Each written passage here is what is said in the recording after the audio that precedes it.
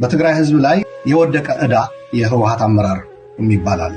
በትግራይ ህዝብ ላይ ዱብዳ ሆኖ እንደ ዕዳ የወደቀ ማለት ሊያቢሊቲ ሸክም የሆነ ማለት ይሄ ኃይል ደግሞ አንድም ተፈናቃዮች ይስጥልን ውድ ኢትዮ ከረንት ዩቲዩብ ገጽ ተከታዮችና አድማጮች እንደምን አላችሁ? ለዕለቱ የተመራረጡትን አርዕስተ ዜና ወደ እናንተ ይዘን ቀርበናል። በቅድሚያ ዋና ዋና አርዕስተ ዜናዎችን እናሰማችኋለን። ትዕግስታችን አልቋል ሲል ህዝባዊ ወያኔ ሓርነት ትግራይ ተናገረ። በምርጫ ቦርድ የተሰረዘው ህወሓት ሳምንታዊ መግለጫ በሚል መልእክት ባወጣው መግለጫ ትዕግስት ያልቋል ብለዋል። የፌደራል መንግስት የወነጀለው ህወሓት በተደጋጋሚ ያቀረበው ጥሪ ምላሽ አለማግኘቱን የበለጠ እንዳናደደው ምንጮች ገልጸዋል። በዚህም ጉዳይ የዜና ጥንቅራችን አካተናል። ከፌደራል መንግስት በረሃብ ለተጠቁ ሰዎች የሚደረግ ድጋፍ ማሰባሰብ ዘመቻ ህገወጥ ናቸው ሲል ፈርጇል። ህወሓትም ሰብአዊ እርዳታ በመስረቅም ወንጅሏል። በፌደራል መንግስት በማህበራዊ ሚዲያ አማራጮች በቡድን ሆነ በተናጠል የሚደረጉ ድጋፍ ማሰባሰብ ዘመቻ የአሰራር ስርዓት የጣሱ ህገወጥ አካሄዶች ነው ሲሉም በይኗል። በዚህም ጉዳይ ምን አዲስ ነገር አለ የሚለው የዜና ጥንቅራችን አጠናቅሮታል። ተሰሙታላችሁ። ህዝባዊ ወያኔ ሓርነት ትግራይ ፀሐይ የጠለቀችበት ነው። እኛ ለዓመታት አሁን አሉ ስለ ህወሓት የተናገርነው ስንናገር የትግራይ ጠላት ትሉን ነበር። እኛ ጠላት ከሆን ይኸው አሉላም ከኛ የትግራይ ጠላት ይባል ይሆን የሚለውንም የዜና ትንታኔያችን በጥንቅር አዘጋጅተነዋል። ተቆይታችሁ ተሰሙታላችሁ። ደጋግመን አሳውቀናል ሲል የትግራይ ጊዜያዊ አስተዳደር ፕሬዝዳንት የሆኑ ሌተናል ጄኔራል ታደሰ ወረደ አሳውቀዋል። የትግራይ ጊዜያዊ አስተዳደር ከአደጋ ስጋት አመራር ኮሚሽን በላከው ደብዳቤ በክልሉ ተፈናቃይ ስላሉበት ሁኔታ ደጋግመን ማሳወቃቸውን አመላክተዋል። በዚህም ጉዳይ የዜና ጥንቅራችን አካተናል። ቆይታችሁ የምትሰሙት ይሆናል። የአሜሪካው ፕሬዝዳንት ዶናልድ ትራምፕ ጥቃቱ የተለያዩ ሃይማኖት ያነጣጠረ ዓላማ አሸባሪ መደምሰስ ብቻ ነው ሲሉም ተናግረዋል። በናይጄሪያ ውጭ ጉዳይ ሚኒስተር አሜሪካ በናይጄሪያ የኤስ ይዞታ ምሽት መደብደቧ ተሰምቷል። በዚህም ጉዳይ ምን ያህል ጥቃት ደረሰ የሚለውንም የዜና ጥንቅራችን አጠናቅናል። ቆይታችሁ የምትሰሙት ይሆናል። እነዚህን የመሳሰሉ አርዕስተ ዜና ወደ እናንተ ይዘን ቀርበናል። ቤተሰብ ለመሆን ላይክ፣ ሼር፣ ሰብስክራይብ ማድረግውን እንዳይረሱ።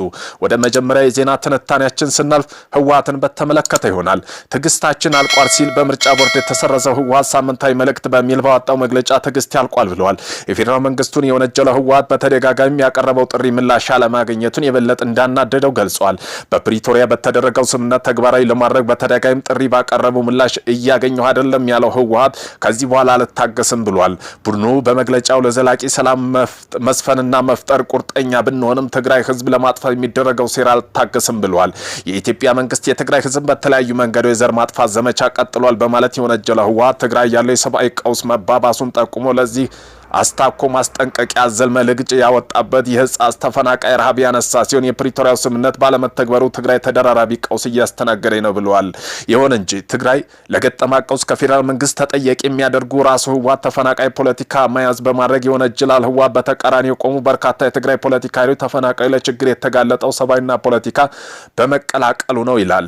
ዓለም አቀፋዊ ማህበረሰብ በትግራይ ህዝብ ላይ እየተፈጸመ ያለ የዘር ማጥፋት ወንጀል ለመከላከል ጥረት እያደረገ መሆኑን አመላክቷል። ህወሓት በመግለጫ ዓለም አቀፋዊ ማህበረሰብ ተገቢውን እርምጃ መውሰድ አለ ያለ ሲሆን ትዕግስት የግን ልክ አለው በማለትም አሳስቧል። ይሁን እንጂ የፌደራል መንግስት ለረሃብ ለተጠቁ ሰዎችም የሚደረግ ድጋፍ ማሰባሰብ ዘመቻ ህገወጥ ነው ሲል ፈርጆታል። ህወሓትም ሰብአዊ እርዳታ በመስረቅ ወንጅሏል።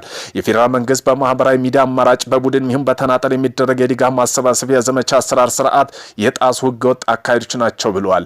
የኢትዮጵያ አደጋ ስራ አመራር ኮሚሽን ዶክተር ሽፈራው ተክለማርያም ትነግ እያሉ የጠሩት ህወሓት ህዝብ በረሃብ መቅጣት ፖለቲካ መሳሪያ የመጠቀም ተግባሩ ዳግም በትግራይ ህዝብ ላይ ያሳየ ነው ሲል በብርቱ ወንጅለውታል።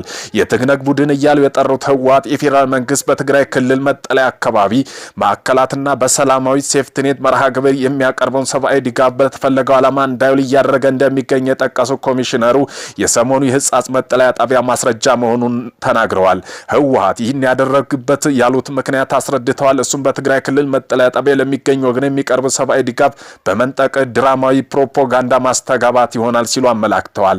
ዓለም አቀፋዊ ማህበረሰብ ፌደራል መንግስት በግልጽ መረጃና ማስረጃ የሚልከው ሰብአዊ ድጋፍ የት እንደገባ መጠየቅ አለበት ያሉት ዶክተር ሽፈራው ተክለማርያም ቡድኑ የሐሰብ ፕሮፓጋንዳ መደናገር እንደሌለበት አሳስበዋል። የፌደራል መንግስት አስተማማኝ ድጋፍ እያደረገ ነው ሲሉ የሚከራከሩት ኮሚሽኑ ሙግታቸውን በአሃዝም አስደግፈዋል። በዚህም በትግራይ ክልል ከባለፈው ጥር 2017 ዓ.ም ጀምሮ ከታህሳስ ወር 2018 ድረስ 2 ሚሊዮን ኩንታል በገንዘብ ሲተመን 32 ቢሊዮን ብር የሚገመት ሰብአዊ ድጋፍ መሰራጨቱን አሳይተዋል። ይሁን እንጂ ህወሓት በትግራይ ክልል ሰብአዊ ድጋፍ ተደራሽ እንዳይሆን በማስተጓጎል ድጋፍ ከችግሮች ጋር በመንጠቅ ዳግም ህዝብ ጠላትነት እያረጋገጠ እንደሚገኝ በጠቅሰው ኮንነዋል።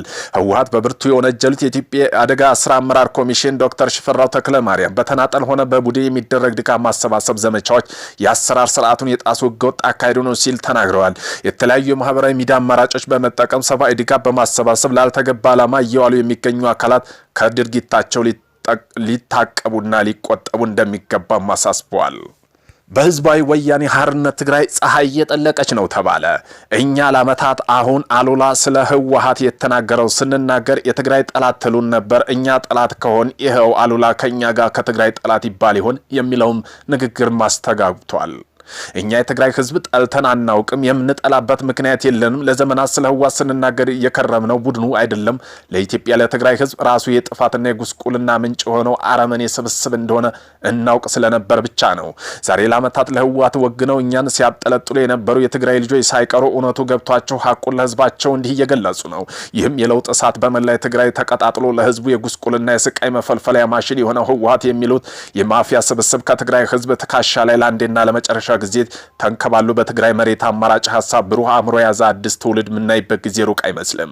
ካሉላና መሰል የትግራይ ልጆችን ጋር ድሮም የሚያጋጭን የግል ጠላትነት አልነበረም። እንኳን እውነታው ተረዱ እንጂ አሉላ ከአንድ ኤርትራዊ ይቀበሉኛል። ምክንያቱም ኢትዮጵያ ናቸው። ከአንድ ባንዲራ፣ አንድ ህገ መንግስት፣ በአንድ ግዛት ወሰን፣ በአንድ ሀገር ስለ ኢትዮጵያ ተብለን የምንጠራው ነን። ሌሎች የትግራይ ልጆችም የናሉላን ፈገል መከተል እንዳለባቸው የትግራይ ህዝብ ጫንቃ ላይ ተንጠልጥሎ ህዝቡን በስቃይና መከራ እየደረገ ያለው የውንጀላ ስብስብ እንድርቃን ቆሙ እውነታው ለህዝብ የማሳወቅ ታሪካዊ ኃላፊነት አለባቸው እላለሁ ብለዋል።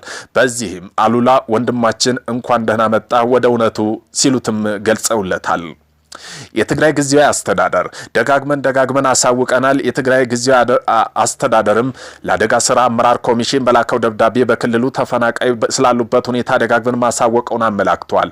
በክልሉ ያለው ሰብአዊ ቀውስና እርዳታ ፍላጎት በተመለከተ ምክትል ጠቅላይ ሚኒስትር ሰብሳቢነት የሁሉም ክልሎች ፕሬዝዳንትና አደጋ ስራ አመራር ኮሚሽን በተገኙበት በየጊዜው የሚካሄድ አደጋ ስርዓት አመራር ምክር ቤት ላይ በአሳሳቢነቱ እየገለጸ መምጣታቸውን ከፌዴራል ድጋፍ ክትትል ወደ ክልላችሁ በየጊዜው የሚመጡ ቡድኖች በአካል ተገኝተው የተረዱት የቆዩነት ብለዋል።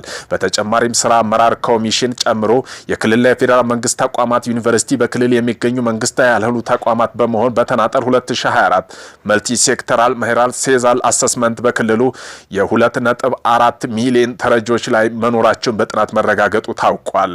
ይሁን እንጂ በተለያዩ ወቅት የሚደረጉ ግንኙነቶች፣ ደብዳቤዎችና ሪፖርቶች በስልክና በአካል በመገኘት ጭምር በክልል ያሉበትን ችግር እያስረዳን የመጣን መሆን ይታወቃል ብለዋል።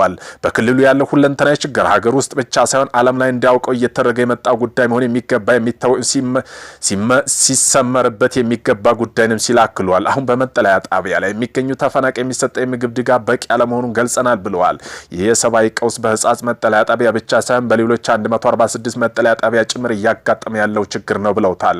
ይህም የሆነው አሁን በክልሉ እየተለዩ ያሉ ተፈናቃይ በከተማ ነዋሪዎችና በየቦታው ያሉ 1.7 ሚሊዮን በላይ ያለምንም ድጋፍ የተመለሱ ተፈናቃዮች ያለውን ከፍተኛ ችግር በክልል የሚገኙ መንግስት ያልሆኑ ተቋማት አቅም በላይ መሆኑን አመላክቷል።